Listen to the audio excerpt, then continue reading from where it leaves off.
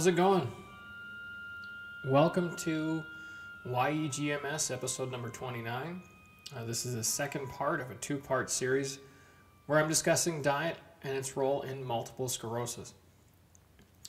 The YEGMS podcast, as always, is available on SoundCloud, iTunes, Stitcher Radio, YouTube, and the MS&Me radio network. Last week, I started off the series of diet podcasts talking about the diet changes that I'm currently doing and what I've been doing for the past 10 years since I got diagnosed in 2007.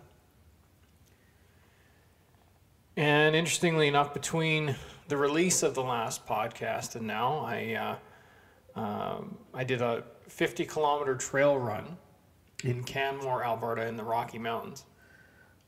There was about 2 kilometers of elevation over the 50-kilometer stretch. It took me just over 8 hours.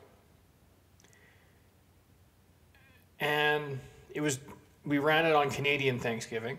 That was the day of the event. So after we finished the run, obviously you're pretty hungry. So when I got back to the townhouse we'd rented, my immediate family and extended family was there. There was about 15 of us. And there was Thanksgiving dinner. And normally, that's a tough time to give up things like dairy and gluten and, all those things that I try and avoid. But I managed to get through it relatively fine. I didn't cheat. I stuck to my game plan and got through the weekend fairly unscathed. My feet were pretty sore, and I was pretty sore for the first couple days of the week. I feel great now, and I'm continuing forth with eliminating refined sugars, refined carbohydrates, and gluten and dairy and all those various things. But just to review, encapsulate what I was talking about last week and my feelings about the different diets that you'll find online, and I'm going to discuss two of them today, is that I don't believe that any one diet is perfect for any one person with MS. I think that the variability in the way that each individual processes food means that it's likely diet can help, but I think it's something where the person with MS has to experiment and has to start going through different elimination diets to see if adding or subtracting certain foods help them. And the other important thing to note, and I mentioned it last week, or sorry, not last week, the last episode, is that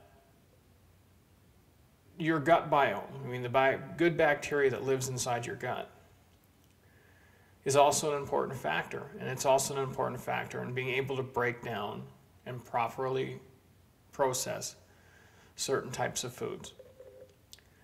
Insulin response is also different in everyone. So I don't believe there's any one diet that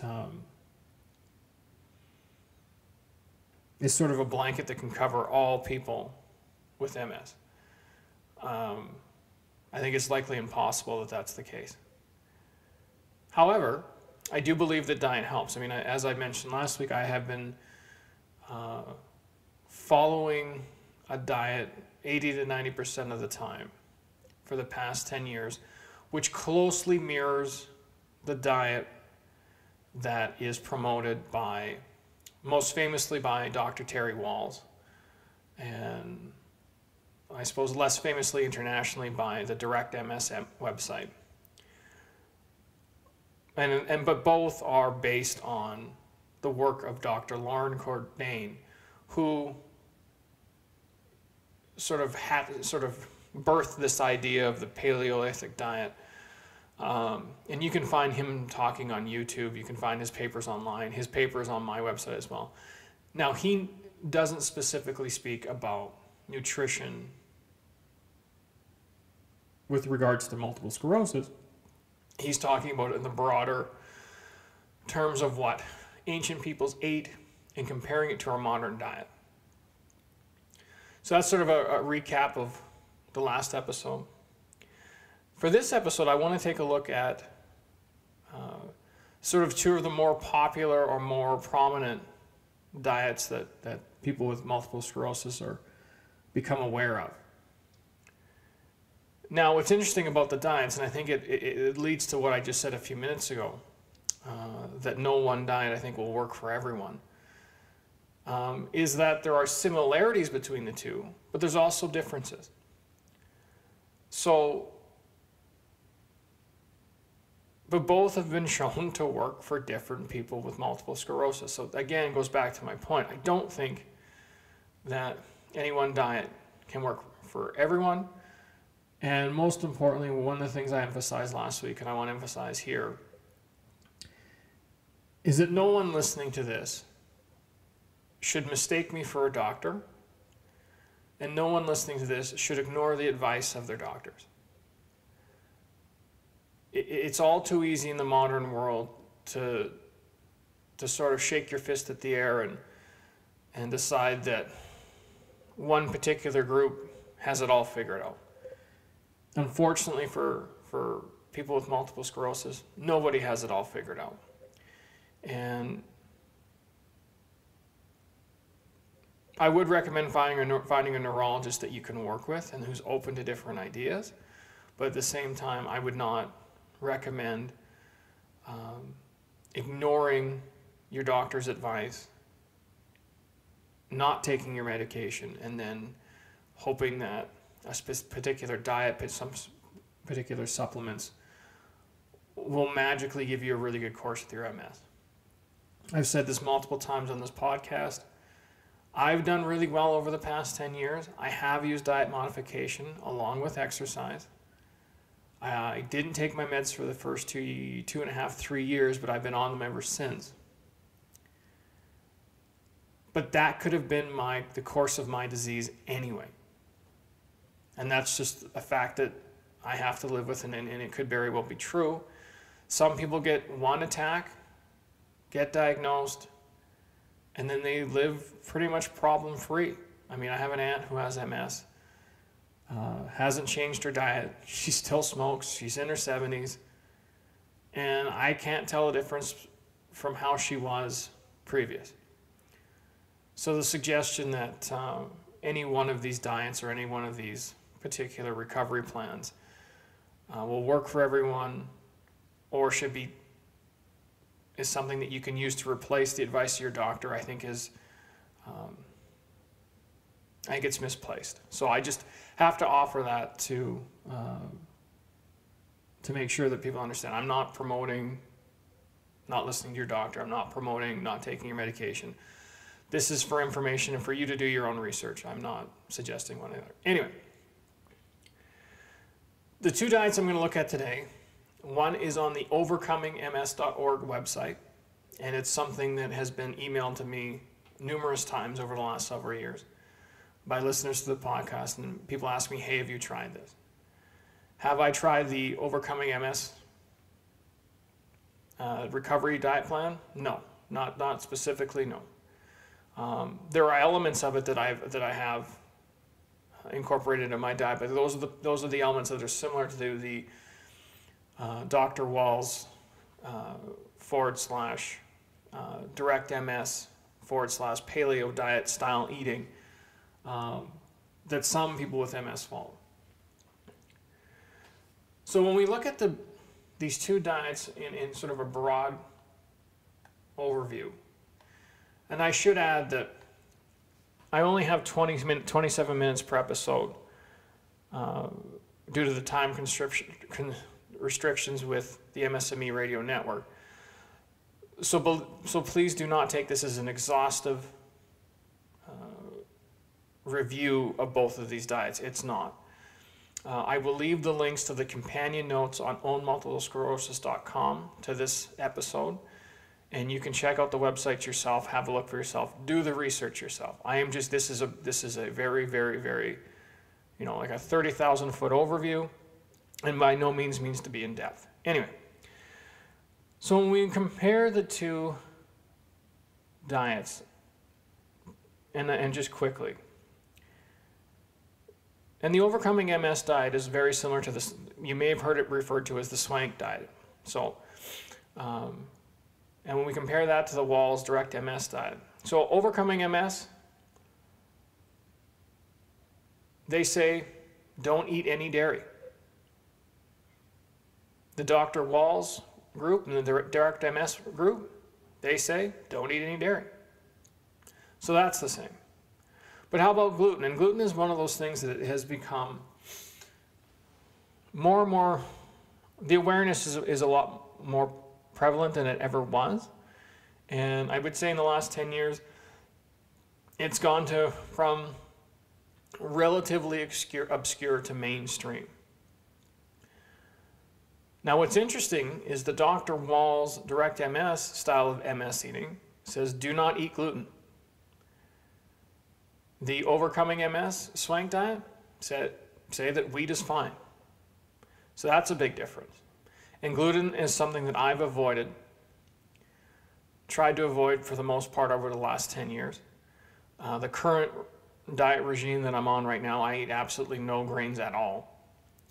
So I find it interesting that the two diets I have a different opinion on gluten. And that's true also of legumes, which also include things like soy, peanuts. In that family, the Wahls and Direct MS group say do not eat legumes, including soy. The Overcoming MS SWANK diet people say go ahead. Now with processed sugar, the Wahls diet says no. The Overcoming MS diet, from the quick, from their page where it says what to eat and what not to eat, it doesn't specifically single out sugars. So you would assume that, something like strawberry jam would be okay, but probably within moderation.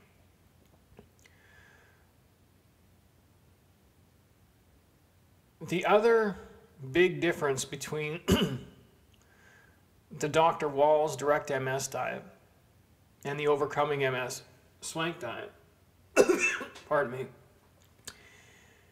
is that on eating meat.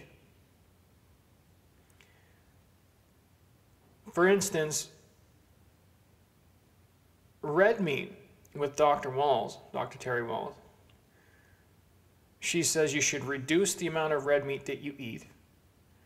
And when you do eat it, get it from grass-fed natural sources. Organic style meat. Same goes for chicken. And she also mentions do not eat the skin of the chicken. Now, on the Overcoming MS SWANK diet side, they basically say do not eat any meat that's land-based. So that could be chicken, it could be beef, it could be lamb, buffalo, it doesn't really matter. If it's a land-based animal, you shouldn't eat it. Both diets are in agreement on fish, and both believe that omega-3s, which you can get from things like salmon and mackerel, are very, very beneficial to people with MS. So really, the Overcoming MS SWANK diet could be looked at as a pescatarian diet, meaning that you eat fruits, you eat vegetables, you can eat grains, and you can also eat fish, but no other meat. Where the Dr. Wahls and Direct MS diet tell you to eat meat, but specifically Dr. Wahls is really more concerned on the source of the meat. How is it raised? Is it grass-fed? Does it live in a somewhat natural habitat? Is it eating the foods that it would normally eat in nature? So forth and so on. So she's basically warning against mass-produced meat. So those are some interesting differences. Now, as far as non-gluten grains go, and these can be, barley, rye, that sort of thing. Dr. Wall says to reduce the amount that you eat. So these are non-gluten grains. Overcoming MS, no problem. You can go ahead and eat them. Alcohol on the Dr. Wall's diet is okay. Is not okay. But she says to reduce it. The Overcoming MS Swank diet, I didn't see a mention of it, so I can't say if it's okay or not. Obviously, on both diets, things like fruit and vegetables are fine. Eggs, there's a slight difference. Eggs with the Wall's Direct MS diet, you can eat them, including the yolk. The Overcoming MS Swank diet, they say eat the egg whites only. I take a bit of an issue with that because most of the nutrition of an egg is in the yolk. I mean, there's very, very little of anything in the white. So if you're going to eat the whites only, don't bother. Seeds and nuts are okay in both. Coconut oil, okay on the Wall's diet. Not okay on the Overcoming MS Swank diet. So that kind of gives you a sense of both diets. You can see there's similarities, but they're by no means exactly the same. And in some cases, they're at odds. So for you as a person living with MS, who do you believe? And I think this goes back to what I said on the last episode. You can't possibly know which one will work for you, or if they'll work at all. You might try one for a few months and find that their results are mixed or you don't really feel any different. Switch to the other one and have the same result. Now that could be based on, and this goes back to the variability. What is your insulin response to certain foods? What is the health of your gut biome? Then there'd be genetic factors. There's all kinds of factors that go into diet and how we process things. So that's why that's why this is an important topic for me, because I think that there is so much misinformation about food, just in general. And then when you break it down into a community like ours, where we're trying to understand what can we do to keep MS at bay. Then you go online and start doing research, and you think, wow, these guys are claiming that this has amazing results. But these guys are claiming that this has amazing results. But they're different. Now, I've noticed in one of the Dr. Wall's books, and this I would recommend reading to anyone. One of the books of hers that I've read is called Minding My Mitochondria. And she talks about elimination diets. And again, I don't have tons of time to go into huge depth into what that means, but broadly what it means is maybe 1 week you eliminate dairy and see how that makes you feel. And see if you notice any difference at all, positive or negative. And let's say you have a positive result from that. Then you can comfortably know that, okay, so dairy affects me in a way that's not positive, so maybe I should eliminate that long term.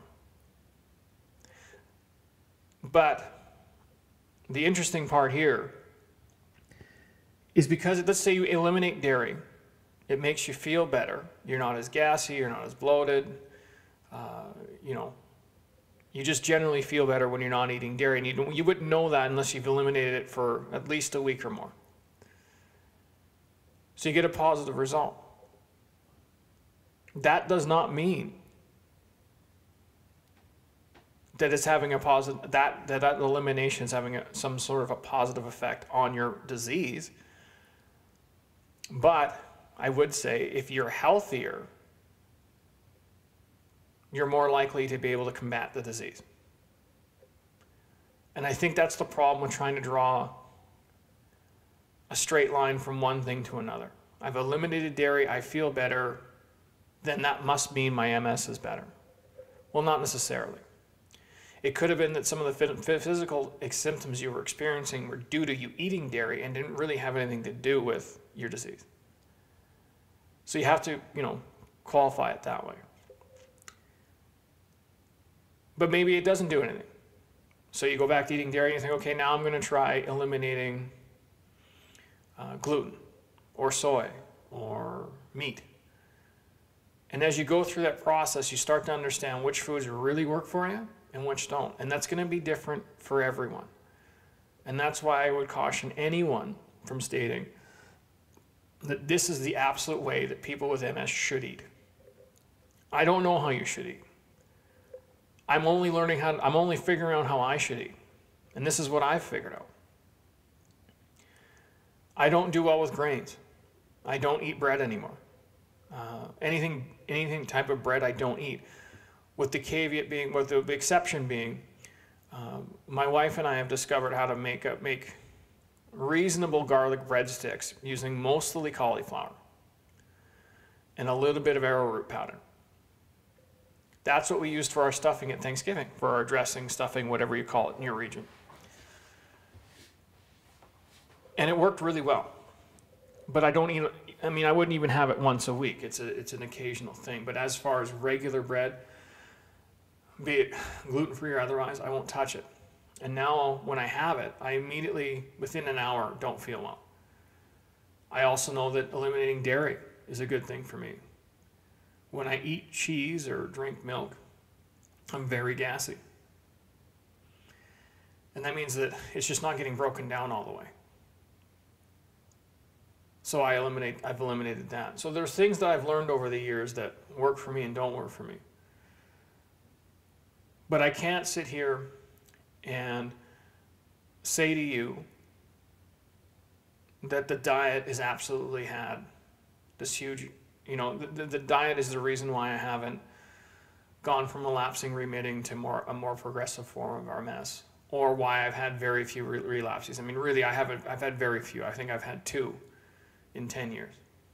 Big ones. I mean, I have fatigue sometimes like everyone else. I have drop foot sometimes like everybody else. But I mean an actual relapse. I've had 2 in 10 years. And my last one was in 2013. So,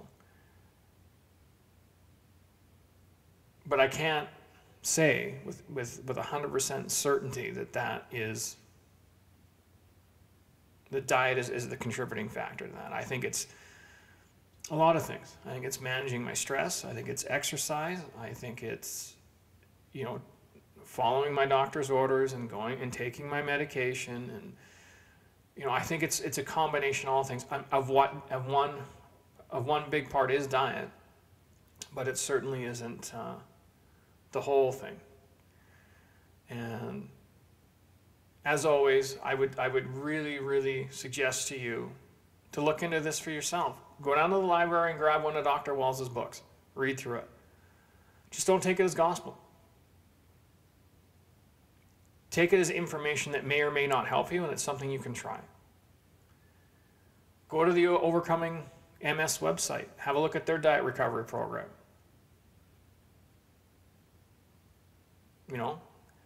Do several elimination diets. See if these things will help you. Anyways, I'm running out of time, so I'm going to let you know what's coming up. My next episode is going to be about exercise and multiple sclerosis, and it may end up being a 2-parter as well. I had a gentleman by the name of Rob W. email me and ask me to do an episode about exercise, so I'm going to tackle that next.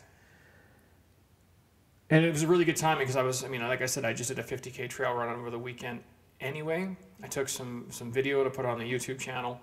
And it's a good time to it's a good time to do it, and it really ties into the diet thing. It really, really does. For example, when you do really long runs, like a 50K trail run, or even a half marathon, learning how to fuel yourself properly and learning what foods work for you is very, very helpful. For example, one thing I learned this year, and I just learned this year. My pre-run meal the morning of was as perfect as it could have been. I had about a cup full of chopped up sweet potatoes and beets, which would give me a little bit of sugar. It would have given me a little bit of non-refined carbohydrate. I had 2 eggs, a piece of bacon, and some avocado, and it worked out really well. I had a great day. I finished in just over 8 hours, which for me is a good time. So if anyone is out there who wants to start exercising with MS, you got to get your diet under control first. You got to get that. And once you learn you can lose weight without exercising just by fixing your diet, then you put the diet in, and then everything starts to kick into gear. So that's the next episode coming up.